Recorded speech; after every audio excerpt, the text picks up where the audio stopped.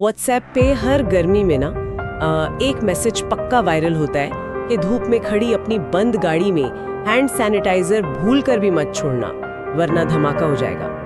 Okay, let's unpack this और आज की इस डीप डाइव में इस वायरल दावे की सच्चाई जानते हैं। हाँ, और इसके लिए हमने ना NFPA की फायर सेफ्टी रिपोर्ट्स, वैगनरीज और मार्शल ऑफ फोम की एडवाइजरीज और 5 कॉन्फ्रेंस के साइंटिफिक पेपर्स को खंगाला है। बिल्कुल। तो क्या सच में बंद गाड़ी में रखा सैनिटाइजर एक टाइम बॉम्ब है? बिल्कुल नहीं, मतलब ये दावा पूरी तरह से भ्रामक है। यहाँ सबसे दिलचस्प बात यह है कि लोग विज्ञान के 2 बहुत अलग शब्दों को आपस में मिला देते हैं, फ्लैश पॉइंट और इग्निशन टेम्परेचर। तो इन दोनों में फर्क क्या है?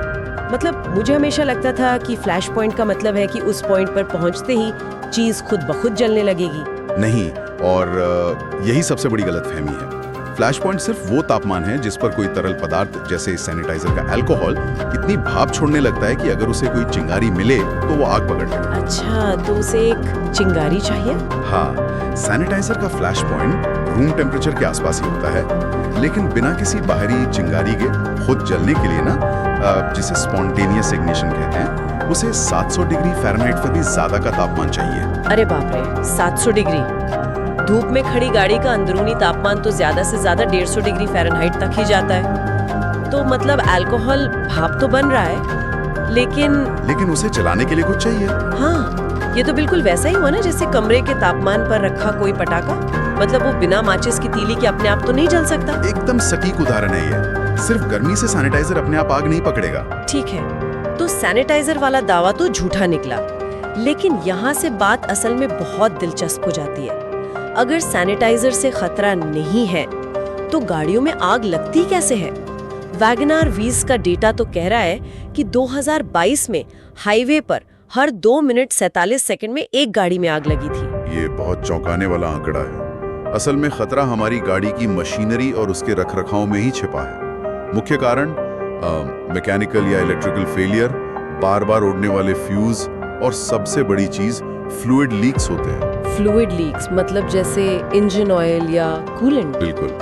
जब ये तरल पदार्थ लीक होकर इंजन के बहुत गर्म हिस्सों पर टपकते हैं ना, तो वो असली चिंगारी का काम करते हैं। तो इसे समय रहते पकड़ा कैसे जाए? कोई आम इंसान तो रोज सुबह उठकर इंजन खोलकर नहीं बैठ सकता ना? हाँ, वो तो मुमकिन नहीं है, लेकिन इसके लिए एक बहुत ही आसान सी ट्रिक है। रात में गाड़ी पार्क करने के बाद ना, इंजन के ठीक नीचे एक पुराना अखबार रख दें। अच्छा, और फिर सुबह उसे चेक करें? हाँ, सुबह देखिए कि उस अखबार पर किसी तरल पदार्थ के दाग तो नहीं है। अगर दाग हैं तो समझ जाइए कि कहीं लीकेज है और आपको तुरंत मैकेनिक के पास जाना चाहिए। ये अखबार वाली ट्रिक बहुत प्रैक्टिकल है, लेकिन मान लीजिए कभी किसी के साथ ये हादसा हो ही जाए, गाड़ी के अंदर धुआं भरने लगे, तो मेरा पहला रिएक्शन शायद यही होगा कि मैं सारे शीशे पूरी तरह नीचे कर दूं। और यही गलती जानलेवा साबित हो सकती है। मार्शल ऑफ फोम की एडवाइजरी में साफ तौर पर बताया गया है कि ऐसा कभी नहीं करना चाहिए। सच में? लेकिन क्यों? ताजी हवा से तो धुआं बाहर जाएगा ना। धुआं तो बाहर जाएगा, लेकिन शीशे पूरी तरह खोलने से अचानक बहुत सारी ऑक्सीजन गाड़ी के अंदर आ जाएगी, और आपको तो पता ही है, आग को भड़कने के लिए ऑक्सीजन ही चाहिए होती है। ओह, राइट। वो तो आग में घी डालने वाला काम हो गया। बिल्कुल। अगर धुआं बहुत ज्यादा है तो बस शीशे को हल्का सा, मतलब कुछ इंच ही खोलें, ताकि खतरनाक गैसें बाहर निकल सके, ताकि एक्स्ट्रा ऑक्सीजन आग को ना भड़काए। तो सबसे पहले घबराए नहीं, खुद को अनबकल करें, शीशा बस थोड़ा सा खोलें और फिर गाड़ी से तुरंत निकलकर कम से कम 150 फीट दूर चले जाएं। उस वक्त खुद को 150 फीट दूर ले जाना ही सबसे सुरक्षित कदम है। सही बात है, लेकिन यहाँ एक बात मुझे थोड़ी परेशान कर रही है। अगर हर कुछ मिनटों में गाड़ी जल रही है, तो क्या गाड़ियां बनाने वाली कंपनियों के जो सेफ्टी स्टैंडर्ड्स हैं वो नाकाफी हैं? ये एक बहुत ही गंभीर विषय है और 5 कॉन्फ्रेंस के साइंटिफिक डॉक्यूमेंट्स इस पर एक बड़ा सवाल खड़ा करते हैं। उनका डेटा बताता है कि स्वीडन और नॉर्वे जैसे देशों में भी सालाना 1 से 2% बसें आग की चपेट में आती हैं। स्वीडन और नॉर्वे में, जहाँ नियम इतने सख्त होते हैं? हाँ, और आपको 2008 का हैनोवर बस हादसा तो याद होगा, जहां 20 लोगों की जान चली गई थी। ओह, वो बहुत भयानक था। तो क्या इन गाड़ियों के अंदर इस्तेमाल होने वाले मटेरियल की कोई ढंग से टेस्टिंग नहीं होती? टेस्टिंग होती है, लेकिन सड़क पर चलने वाली गाड़ियों का जो FMSS 302 फ्लेम स्प्रेड टेस्ट है, वो बहुत ही आसानी से पास हो जाता है। वो टेस्ट आग के फैलाव को रोकने की असली क्षमता को काफी कम आंकता है। अच्छा, मतलब स्टैंडर्ड ही कमजोर है।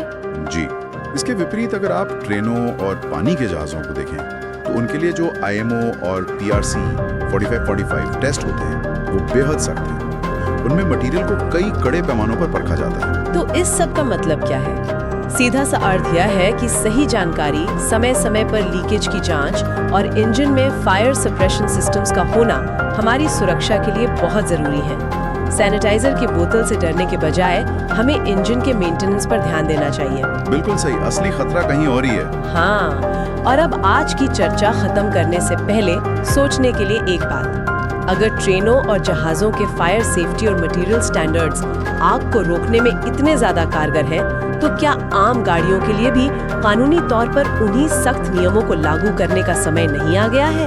एक ऐसा नियम जिससे एक्सीडेंट के बाद आग भड़कने का चांस ही पूरी तरह खत्म हो जाए।